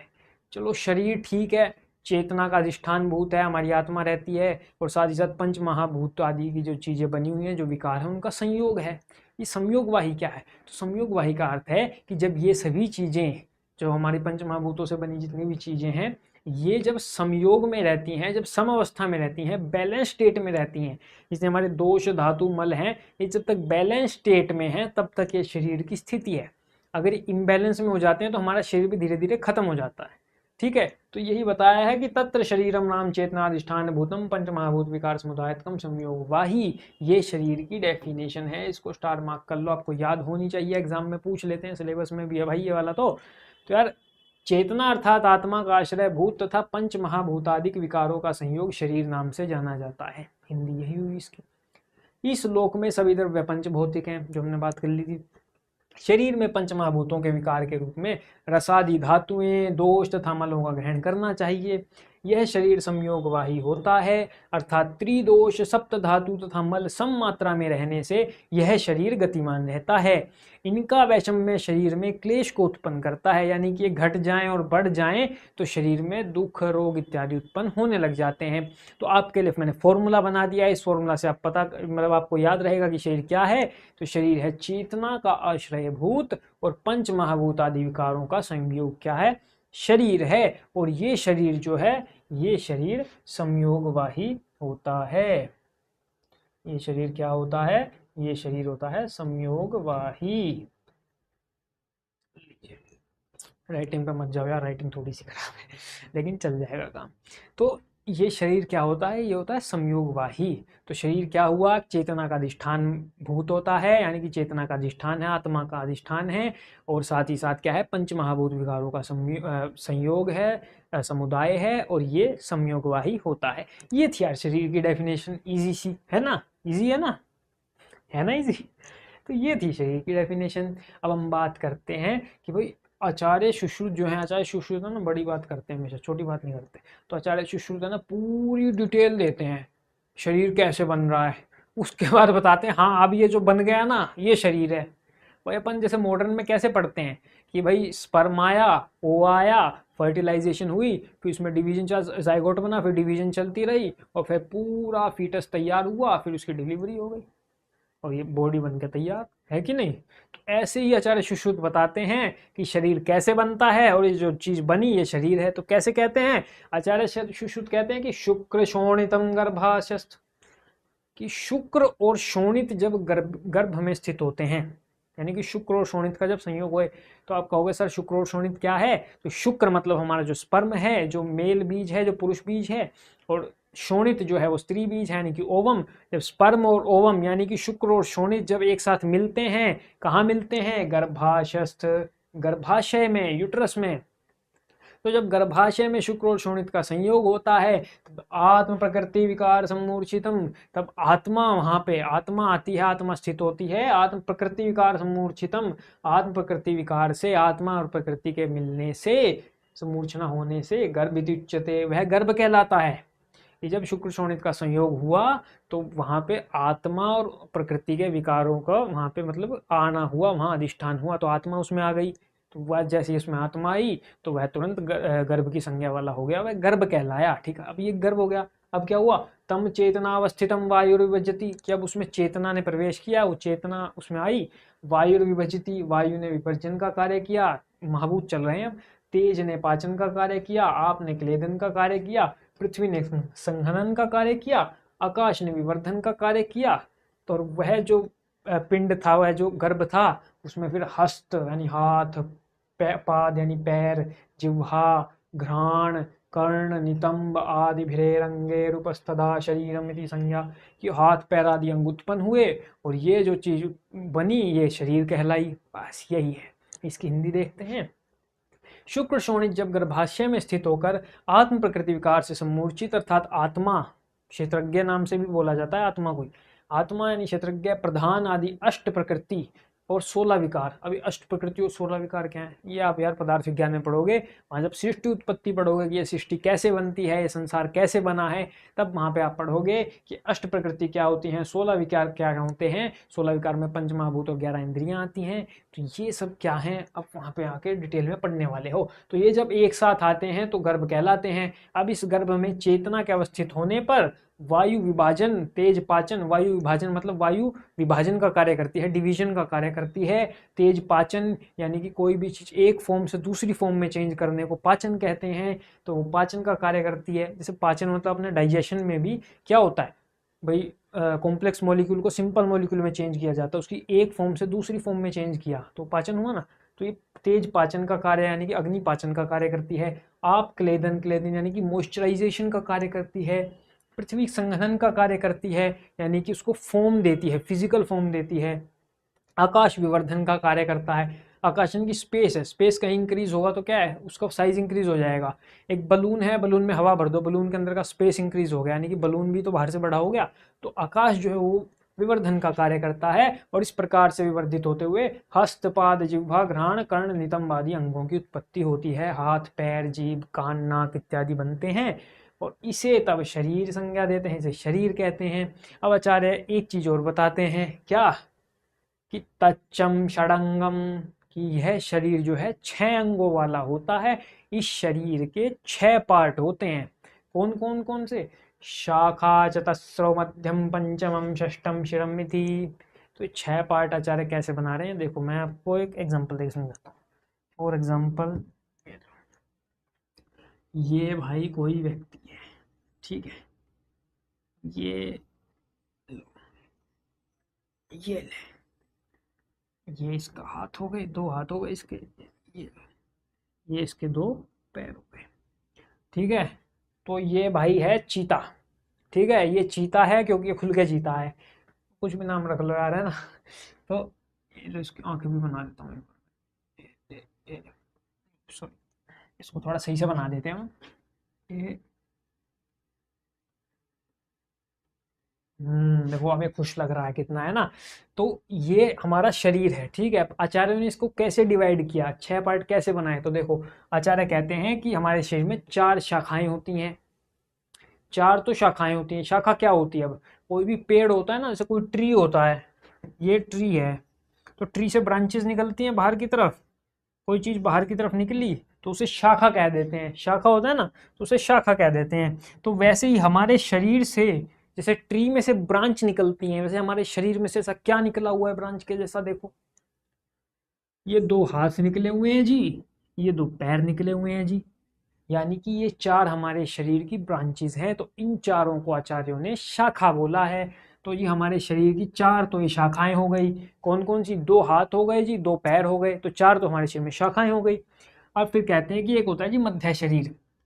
ये होता है जी मध्य शरीर, बिल्कुल बीच में है कि नहीं, बिल्कुल बीच में है। तो ये मध्य शरीर है, यानी कि हमारी जो ट्रंक है, thoracic region plus abdominal region, ये जो ट्रंक है, इसको कहा गया है मध्य शरीर, ठीक है। तो 4 शाखाएं हो गई, एक मध्य शरीर हो गया। ये यहाँ पे मैंने लिख दिया शाखा, ठीक है ना, ये हो गई शाखा। ये भी शाखा है भाई, पैर भी शाखा ही है, ठीक है, कंफ्यूज मत होना, हाथ और पैर दोनों शाखाएं। ये होता है जी मध्य शरीर, ठीक है। जो बीच का हिस्सा है, इसको कि हम ट्रंक बोलते हैं, ये है मध्य शरीर। अब क्या बच गया भाई, पूरा शरीर तो हो गया कवर, एक ही चीज बची। ये देखो कितना मुस्कुराता हुआ सिर, इसका जो सिर है, इसी को कह दिया गया शिरः। सिर को संस्कृत में शिर कहा जाता है, शिरः। तो कौन कौन से 6 अंग हो गए, 4 शाखाएं हो गई भाई, ठीक है। तो 4 तो हो गई शाखा, प्लस में एक हो गया मध्य शरीर, एक हो गया मध्य शरीर, और एक हो गया जी हमारा शिर। तो ये 4 बन के बन गया टोटल 6, 6 यानी कि षड। तो ये हो गया षडंग शरीर, षडंग शरीर यानी कि 6 अंगों वाला शरीर। तो आचार्य सुश्रुत कहते हैं कि हमारा शरीर जो है वो 6 अंगों वाला होता है, 4 इसमें शाखाएं होती है, एक मध्य शरीर होता है और एक सिर होता है। देखो सेम बात यहाँ लिखी हुई है ना। यह शरीर षडंग से युक्त होता है, यानी 4 शाखा, 5वां मध्य भाग और छठा सिर होता है। तो इस प्रकार यह षडंग शरीर कहलाता है। अब हम बात करते हैं शरीर के सिनोनिम्स की, कि शरीर को और किन किन नामों से पुकारा जाता है, ऐसे और कौन कौन से नाम हैं जिससे हम शरीर को पुकार सकते हैं। तो शरीर के पर्याय हैं गात्रम वपु संहननम शरीरम वर्म विग्रह कायो देह क्लीब पुंसो स्त्रिया मूर्ति तनु तनु। तो देखो, गात्र, वपु, संहनन, वर्म, विग्रह, काय, देह, मूर्ति, तनु और तनु, ये भाई 10 अपने सिनोनिम्स हैं। ठीक है, इन सिनोनिम्स को आप याद कर सकें तो अच्छा है, क्योंकि एग्जाम में आपको सिनोनिम्स लिख के आने हैं। अगर शरीर के बारे में पूछ लिया कि भाई शरीर के बारे में बताओ, तो फिर शरीर के बारे में आप उसकी डेफिनेशन लिखकर उसके पर्याय भी लिखेंगे। तो अगर सारे, मैं नहीं कहता यार सारे याद करो, ठीक है, होंगे भी नहीं, ठीक है, जितने हो सके 3-4 तो करो यार, कम से कम कुछ तो लिखोगे वहाँ, ठीक है, कुछ तो ऐसा मन में रहे कि हाँ बना के लिख सकते हैं। देखो यार 2-4 तो ईजी है। देखो, गात्र, अपने यार हिंदी में वर्ड यूज होता है बहुत बार गात्र, तो यार गात्र तो अपने को पता है शरीर के लिए, ये छोटा सा वर्ड है, इसको कर लो। वपु, वपु भी आराम से याद हो जाएगा। ठीक है, विग्रह, विग्रह किसको कहते हैं, मूर्ति को, तो हमारा शरीर मूर्ति जैसा ही तो दिखता है, तो ये विग्रह हो गया भाई, एक विग्रह याद हो जाएगा। काय, काय आराम से याद हो जाएगा, बड़ा फेमस शब्द है काय, अपना एक सब्जेक्ट भी आता है आगे चल के, काय चिकित्सा करके, है ना, तो काय भी हो गया भाई। देह भी आराम से याद हो जाएगा, अब विग्रह किया था तो मूर्ति भी याद हो जाएगा। और 2 नाम है भाई, ये आराम से याद हो जाएंगे, तनु और तनु, बस एक ऊ की मात्रा का फर्क है, तनु और तनु। ठीक है, तनु नाम की लड़की तो यार होती है सबकी क्लास में, एक आधी मिली जाएगी। तो ये हैं भाई शरीर के नाम। ठीक है, अब इनके शरीर के नाम के बारे में हम जान लेते हैं, तो भाई 2-4 नाम के बारे में देख भी लेते हैं क्यों दिए हैं ना ये नाम। तो देखो, शरीर तो हमने पढ़ा था, शीर्यते थी शरीरम, भाई जिसका लगातार शरण हो रहा है, नाश हो रहा है, वो शरीर कहलाता है। देह जो है वो दीह उपचय धातु से बना है, जिसका अर्थ है कि पोषित होना, जो कि सदा पोषित होता रहता है, ये एनाबोलिज्म से रिलेटेड है। शरीर शब्द जो है वो कैटाबोलिज्म से रिलेटेड है, देह जो है वो एनाबोलिज्म से रिलेटेड है। काय शब्द चीयते अन्नादिविति काय, जो कि अन्न आदि से पोषित होती है, वो काय कहलाती है। भाई जब हम फूड खाते हैं, आहार लेते हैं, उससे तो हमारे शरीर का पोषण हो रहा है, तो इसलिए इसे काय कहते हैं। पुरुष, पुरी शरीरे वस्ती थी पुरुष, अब देखो पुरुष यहाँ शब्द यूज कर दिया, लेकिन मेनली पुरुष शब्द यूज होता है आत्मा के लिए, यहाँ पे शरीर के लिए भी यूज किया गया है। तो पुरुष का अर्थ होता है जो पुरी में रहता है। पुरी यानी जैसे होता है ना, जगन्नाथपुरी है, अलग अलग गांवों के नाम भी होते हैं पुर के हिसाब से ना, पुर लगा होता है। तो पुर जो होता है, पुरी जो होती है, वो रहने का स्थान होता है। शहर मान लो, सिटी मान लो, एक रहने का स्थान, तो वह पुरी होती है, और वहां जो रहता है वह पुरुष कहलाता है। हम जब नॉर्मली हम पहली बार स्टार्टिंग में आते हैं ना आयुर्वेद में, तो जहाँ पुरुष शब्द यूज होता है तो हमें लगता है तो मेल की बात हो रही है, मेल की बात हो रही है, लेकिन नहीं। आयुर्वेद में जब पुरुष शब्द का प्रयोग किया जा रहा है, तो वहाँ पुरुष से मतलब है जो पुरी में रहता है, यानी कि जो शरीर में रहने वाला है वह पुरुष है, जो आत्मा है वह पुरुष है। तो पुरी में रहने वाला, पुरुष्यते पुरुष। तो इसका मतलब ये नहीं है कि भाई सिर्फ मेल मेल की बात हो रही है, नहीं, मेल फीमेल दोनों की बात हो रही है, सबकी बात हो रही है यहाँ पे। ठीक है, जो शरीर में है वह पुरुष है, तो शरीर को एक पुरुष नाम भी दे दिया गया, वैसे आत्मा के लिए बोलना चाहिए पुरुष। तो चलिए, हमने यहाँ पे शरीर के पर्याय की बात कर ली। अब शरीर होते कितने टाइप के हैं, आचार्य ने कितने टाइप के शरीर बताए हैं, तो शरीर के बारे में बात करते हैं। तो सबसे पहले हम बात करते हैं एक धातुज पुरुष की। भाई पुरुष कितने टाइप का है कि नहीं, तो पुरुष है सबसे पहला एक धातुज पुरुष। एक धातुज यानी कि इसमें सिर्फ एक ही चीज हमें याद रखनी है, ये पुरुष जो है एक चीज से मिलके बना है, और वो कौन सी है, चेतना धातुरप्येकः स्मृतः पुरुष संज्ञक, यानी कि सिर्फ चेतना धातु को ही पुरुष कह दिया गया। तो सिर्फ चेतना धातु होती है एक धातुज पुरुष में। तो वहीं हिंदी इसकी देखें तो महर्षि चरक ने केवल एक चेतना धातु को भी पुरुष संज्ञा प्रदान की है। चेतना धातु पुरुष केवल आत्मा को ही कहा जाता है। पुरुष शब्द की उत्पत्ति पुरी शरीर शेते इति पुरुष के अनुसार, यानी जो शरीर में रहे उसे पुरुष कहते हैं, जो मैंने अभी आपको बताया। यहाँ पुरुष से तात्पर्य आत्मा से है, यानी कि पुरुष का मतलब मेल नहीं है, यहाँ पे पुरुष का मतलब है आत्मा से। तो एक धातुज पुरुष पूछा, भाई एक धातुज पुरुष कौन सा होता है, तो एक धातुज पुरुष में आती है चेतना धातु, बस, यानी कि आत्मा, बस सिर्फ ये मिलके बनता है, यानी कि सिर्फ एक आत्मा होने से, एक चेतना होने से एक धातुज पुरुष कहलाता है। लेकिन यार गड़बड़ देखो, हम पढ़ तो रहे हैं आयुर्वेद, ठीक है। अब आयुर्वेद का काम क्या है भाई? स्वस्थ व्यक्ति की स्वास्थ्य की रक्षा करना और आतुर की यानी कि रोगी व्यक्ति के रोग का नाश करना। ठीक है।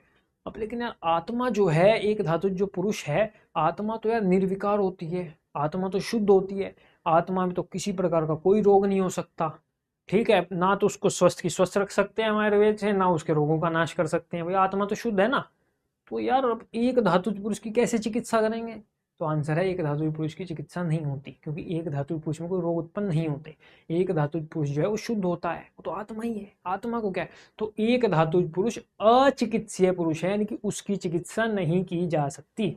अब हम बात करते हैं षड धातुज पुरुष की, अपने वाले मामले की। तो षड धातुज पुरुष में क्या है? षड मतलब क्या होता है संस्कृत में? षड मतलब होता है छह। तो यानी कि एक ऐसा पुरुष जिसके अंदर छह धातु, यानी कि छह चीजों से मिलकर बनने वाला पुरुष षड धातु पुरुष कहलाता है। अब षड धातु पुरुष में क्या क्या होता है? तो खादय चेतना षष्टा धातव पुरुष स्मृत, यानी कि ख आदि, यानी कि आकाश आदि। ख का मतलब जहां भी ख शब्द आ जाए आयुर्वेद में या संस्कृत में, तो आप समझिए ख का मतलब होता है आकाश। तो आकाश आदि, आकाश आदि यानी कि पांच महाभूत, प्लस में क्या? चेतना, यानी कि पांच महाभूत प्लस एक चेतना धातु मिलकर बनाती हैं षड धातुज पुरुष। छह चीजें हो गई ना, पांच तो महाभूत हो गए, एक चेतना धातु हो गई यानी आत्मा। तो छह चीजों से मिलकर बनने वाला पुरुष कहलाता है षड धातुज पुरुष। अब देखो इसमें तो यार पांच महाभूत भी आ गए ना, अब इसमें रोग उत्पन्न होंगे। इसमें सिर्फ आत्मा नहीं है, इसमें पांच महाभूत भी हैं। तो अब इसमें रोग उत्पन्न होंगे, यानी कि ये चिकित्सीय पुरुष है, इसकी हम चिकित्सा कर सकते हैं। आयुर्वेद में इसका इलाज किया जा सकता है, इसको स्वस्थ भी रखा जा सकता है। यानी कि हमारा तो भाई कस्टमर जो है वो ये है ना, इसका इलाज करना है हमने। तो दो तरह के पुरुष अभी हमने पढ़े, एक धातुज पुरुष, षड धातुज पुरुष, आगे भी चतुर्विंशति पुरुष भी पढ़ेंगे। ठीक है। तो अभी इसकी हिंदी देखो। खादेह अर्थात आकाश वायु अग्नि जल एवं पृथ्वी, ये पंच महाभूत और छठी चेतना धातु को पुरुष संज्ञा से जानना जाता है। यह चेतना शब्द से आत्मा के साथ साथ मन को भी ग्रहण करना चाहिए। उपयुक्त पुरुष ही वैशेषिक दर्शन के अनुसार चिकित्सा के लिए अधिकृत है। वही मैंने आपको बताया भाई, जिसमें रोग उत्पन्न होंगे उसी की चिकित्सा कर सकते हैं। एक धातु पुरुष में तो चिकित्सा हो नहीं सकती, क्योंकि रोग ही नहीं है वहां तो। लेकिन यहाँ पे रोग उत्पन्न हो रहे हैं तो हम इसकी चिकित्सा कर सकते हैं, इसलिए चिकित्सीय पुरुष है। ये क्या है? अचिकित्सीय। ये क्या है? चिकित्सीय पुरुष है, ये चिकित्सा के लिए अधिकृत है। तो कहीं भी क्वेश्चन आ जाए कि निम्नलिखित में से किस पुरुष की हम चिकित्सा कर सकते हैं, ऑप्शन दे दें, तो वहां षड धातु पुरुष को आपने टिक करना है। अब हम आगे चलते हैं और देखते हैं चतुर्विंशति धातुज पुरुष। चतुर्विंशति, संस्कृत में चतुर्विंशति का मतलब क्या होता है भाई? चतुर्विंशति का मतलब होता है 24। चतुर मतलब चार, विंशति मतलब 20, 20 और 4 24। तो चतुर्विंशति पुरुष की बात करते हैं। तो आचार्य कहते हैं पुनश्च धातु भेदेन चतुर्विंशति स्मृत मनोदशेन्द्रियाणार्था प्रकृति चाष्ट धातु की। तो इसमें 24 चीजें बताई हैं आचार्यों ने कि 24 चीजों से मिलकर बनने वाला पुरुष कहलाता है चतुर्विंशति पुरुष। तो क्या क्या हो गया भाई? मन, मनो, 10 इंद्रियां। इंद्रियों के बारे में मैंने आपको बताया था कि इंद्रियां दो प्रकार की होती हैं, कर्मेंद्रियां और ज्ञानेंद्रियां। ठीक है। अब ये 5 तो कर्मेंद्रियां होती हैं, 5 ज्ञानेंद्रियां होती हैं। 5 ज्ञानेंद्रिय से हमारे आंखों से देखते हैं, एक इंद्रिय आंख हो गई ज्ञानेंद्रिय, हमारे कान हो गए, हमारी नाक हो गई है। ठीक है। तो इस हमारी त्वचा हो गई। तो ये 5 ज्ञानेंद्रियां होती हैं, इससे 5 हमारी कर्मेंद्रियां होती हैं, हस्तपाद पाणी उपस्थ पायु। ठीक है। हाथ पैर इत्यादि जो होते हैं हमारी 5 ज्ञानेंद्रियां होती हैं। तो 5 प्लस 5 कितनी हो गई? 10 इंद्रियां हो गई। ठीक है। और इंद्रियों के फिर अर्थ हो गए। अब यार कहोगे अर्थ क्या होते हैं? तो अर्थ वो होते हैं जो कि हमें चाहिए। पुरुष को जो चाहिए वो पुरुषार्थ होता है, इंद्रियों को जो चाहिए वो इंद्रियों के अर्थ होते हैं। फॉर एग्जाम्पल आंखें हैं, है ना, आंखें हैं, आईज हैं, तो इन्हें क्या चाहिए भाई? आंखें क्या देखेंगी? आंखों को चाहिए रूप। इन्हें भाई कोई सीन देखना है, कोई रूप देखना है, तो आंखों का अर्थ हो गया रूप। ठीक है। अब भाई हमारी जिह्वा को क्या चाहिए? है ना, जिह्वा को क्या चाहिए? रस चाहिए, तो इसका क्या हो गया अर्थ? रस हो गया। हमारे कानों को क्या चाहिए? हमारे कानों को चाहिए शब्द, तो इसका अर्थ क्या हो गया? शब्द हो गया। तो इस तरह इन पांचों के अर्थ होते हैं। तो अर्थ हो गए, 10 इंद्रियां हो गई, 5 अर्थ हो गए, एक मन हो गया, अष्ट प्रकृति, अब वही पदार्थ विज्ञान वाला आ गया फिर मामला। तो ये सभी मिलकर 24 तत्व होते हैं टोटल। इन 24 से मिलकर चतुर्विंशति धातुज पुरुष बनता है। अब देखिए इसके अंतर्गत क्या क्या है। अष्ट धातु के अंदर अव्यक्त, महक, अहंकार, शब्द तन्मात्र, स्पर्श तन्मात्र, रूप तन्मात्र, रस तन्मात्र और गंध तन्मात्र, ये सभी आते हैं और इसे ही चतुर्विंशति धातुज पुरुष कहा जाता है। ये सब आप पदार्थों बड़ी डिटेल में पढ़ने वाले हो, टेंशन मत ना लो, सब क्लियर हो जाएगा।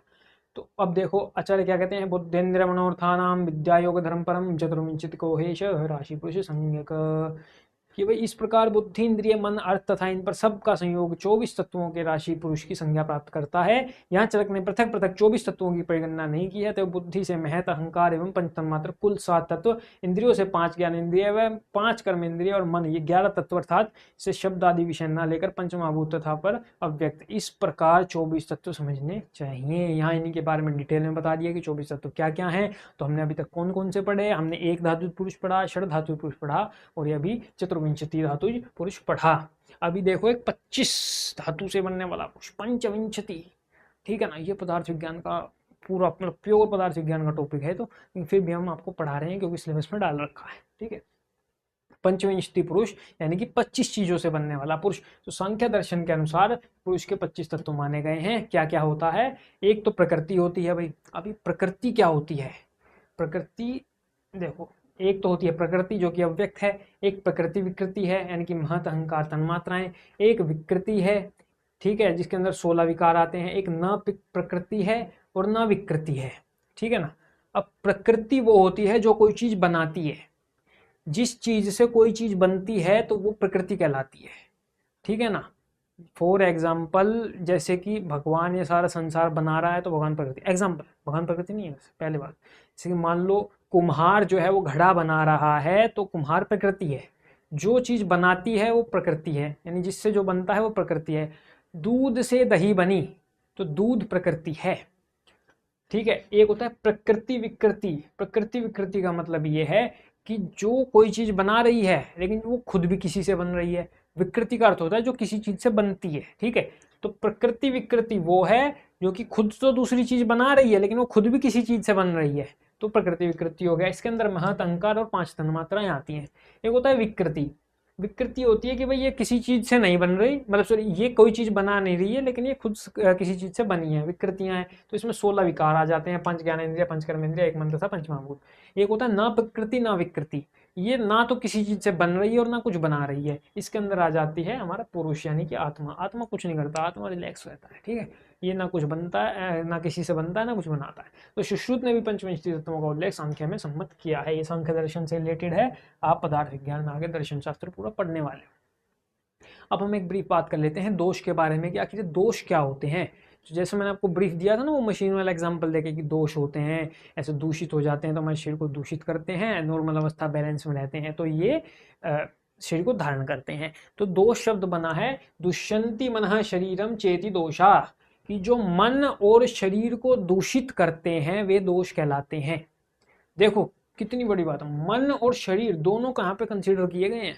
ऐसा नहीं कि सिर्फ शरीर की बात करता है आयुर्वेद, नहीं, मन की भी बात करता है कि जो मन और शरीर को दूषित करते हैं वे दोष कहलाते हैं। अब दोष कितने टाइप के हुए, डेफिनेशन से पता लग गया अपने को, क्या, शारीरिक दोष और मानसिक दोष। यानी कि शारीरिक दोष वे दोष हैं जो कि शरीर को दूषित करते हैं और मानसिक दोष वे दोष हैं जो मन को दूषित करते हैं। आप देखो शारीरिक दोष कितने होते हैं, शारीरिक दोष होते हैं 3, वात पित्त और कफ, सबने नाम सुने होंगे, वात पित्त और कफ, ये 3 शारीरिक दोष होते हैं यानी कि शरीर को दूषित करते हैं, इसलिए इनको शारीरिक दोष कहते हैं। तो 3 शारीरिक दोष हो गए, वात पित्त और कफ। मानसिक दोष 2 होते हैं, रज और तम। एक बात याद रखिए, जहां मानसिक दोष पूछे जाएंगे आप कहना है रज और तम। जहां मानसिक गुण पूछा जाएगा, गुण, मानसिक गुण होता है सत्व। हालांकि प्रकृति जो होती है, प्रकृति यानी कि सारा संसार जो बना हुआ है, इस प्रकृति के अंदर 3 गुण होते हैं। ये प्रकृति जो है वो त्रिगुणात्मक होती है, यानी कि हर चीज में 3 गुण होते हैं, सत्व रज और तम। सत्व को सत्व भी कहते हैं,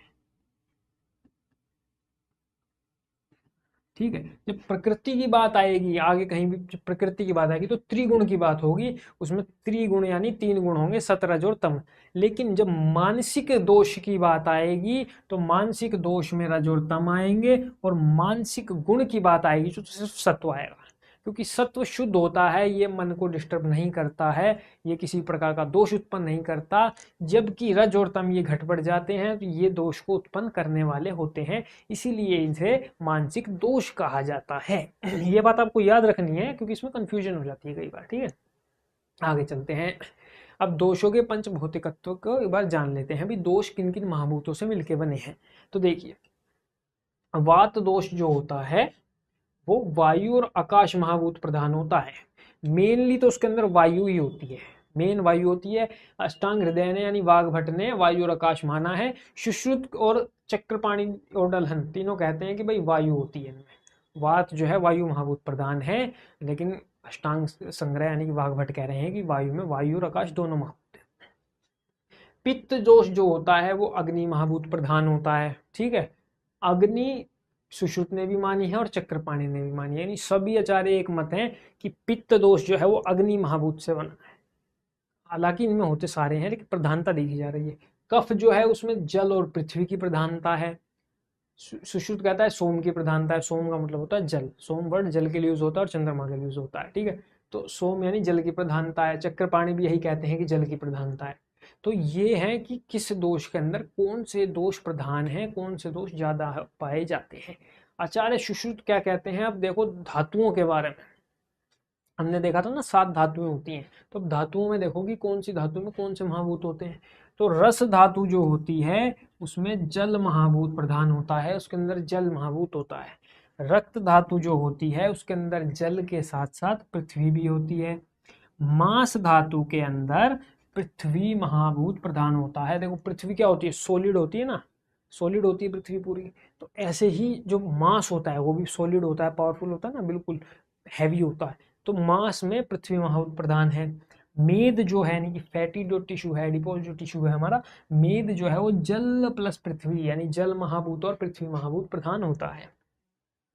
अस्थि जो है हमारी बोन्स है वो वायु, अग्नि और पृथ्वी महाभूत प्रधान होती हैं। मज्जा जो हमारी धातु है यानी कि बोन मैरो, मज्जा में जल महाभूत प्रधान होता है और शुक्र में भी जल महाभूत आचार्य सुश्रुत ने प्रधान माना है। तो आप है ना ये सब याद कर सकते हो, क्वेश्चन आ जाए तो आप टेबल बना के आ सकते हो, आपको अच्छे मार्क्स मिलेंगे।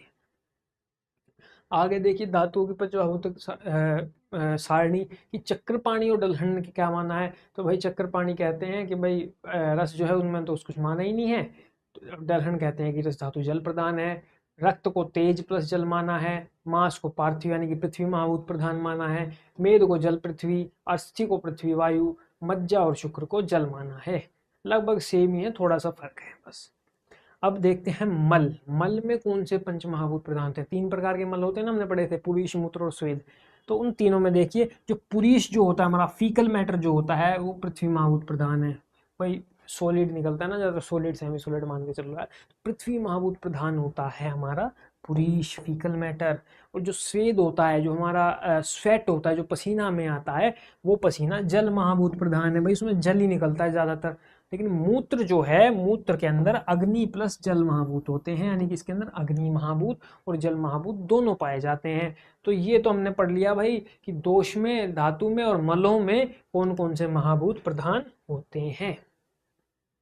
अब त्रिगुण और त्रिदोष का संबंध देखेंगे कि भाई जैसा कि मैंने आपको बताया था, पूरी प्रकृति जो होती है, पूरा संसार है, त्रिगुणों से बना है।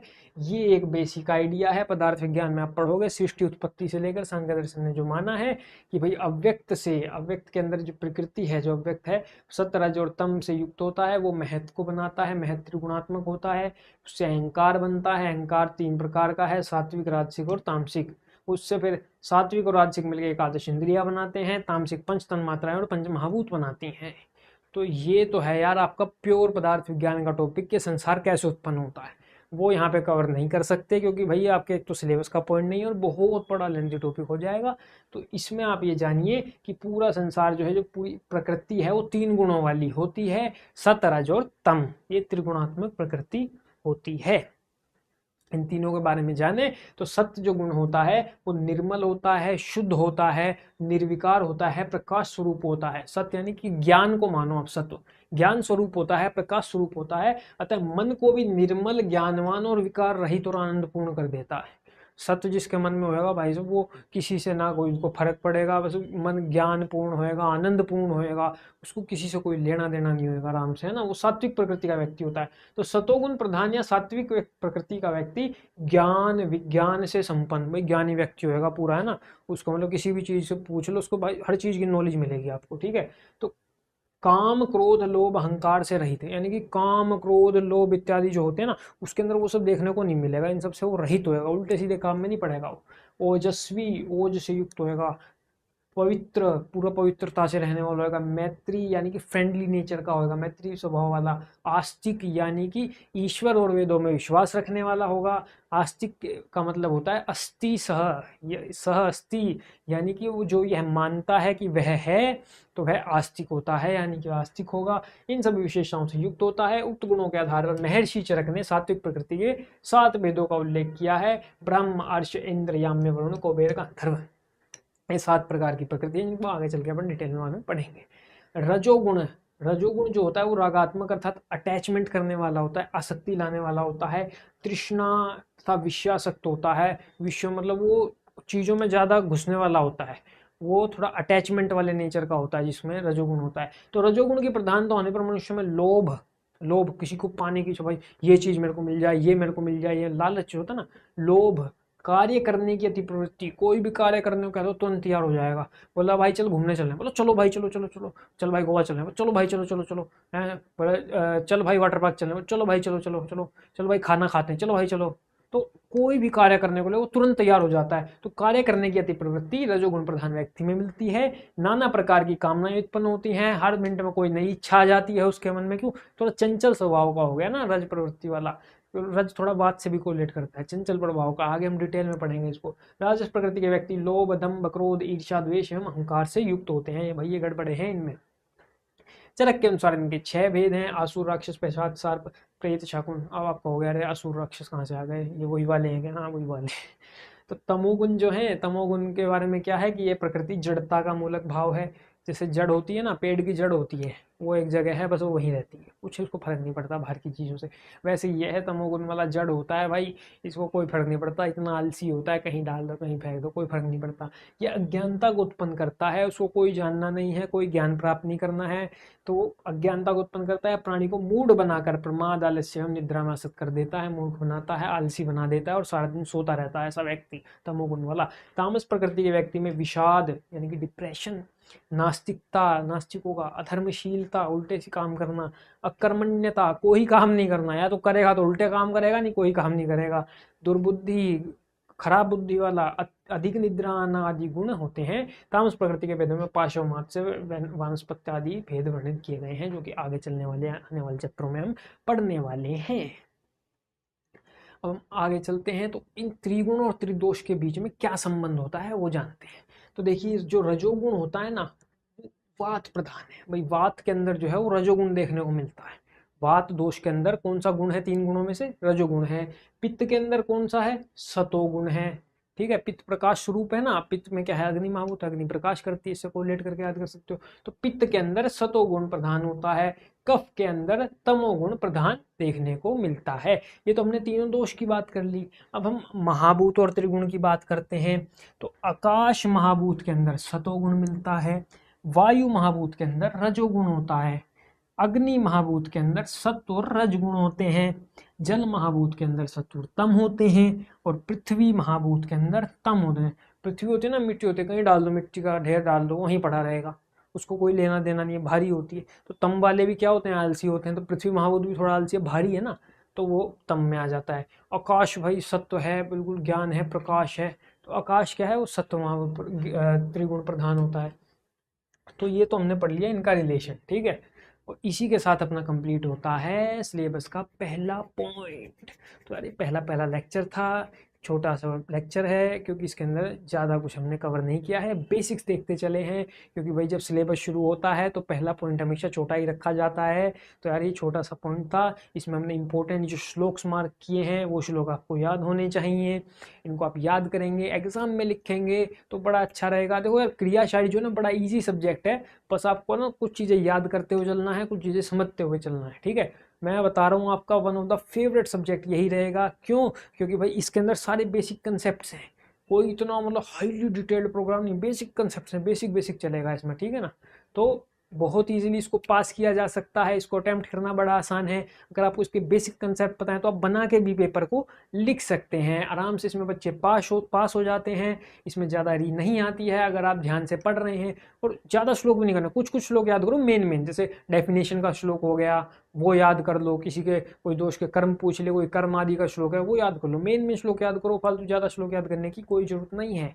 और अगर आपको नहीं हो रहे तो फिर इसकी हिंदी तो आप लिख ही दोगे बना के, है ना। श्लोक का क्या है, थोड़ा प्लस पॉइंट होता है, एक एज मिलता है कि आपको कि जो एग्जामिनर होता है, टीचर होता है, वो आपसे प्रभावित होता है और आपको अच्छे नंबर देता है श्लोक देखकर। तो ये रूल है भाई, श्लोक आपको याद हो तो बहुत अच्छा है, आप कर लेना, नहीं हो तो फिर यार क्या ही उपाय है, लेकिन आप करोगे यार, मेहनत करना यार, थोड़ा कर लेना मानो। तो इसी के साथ साथ अपना सिलेबस का पहला पॉइंट होता है, हमने क्रिया क्या है कवर कर लिया, शरीर क्या है कवर कर लिया, शरीर क्या है ये भी कवर कर लिया, पंचमहाभूत, दोष इत्यादि, त्रिगुण इत्यादि के सारे संबंधों को हमने क्लियर कर लिया। साथ ही साथ सिलेबस के अतिरिक्त हमने कुछ बेसिक पॉइंट्स भी हमने इसमें कवर कर लिए हैं। तो इसी के साथ मैं आपसे विदा लेता हूँ। ये था आपका फर्स्ट पॉइंट सिलेबस का। तो इसी तरह आप पढ़ते रहें, आगे बढ़ते रहें। आपका बहुत बहुत धन्यवाद।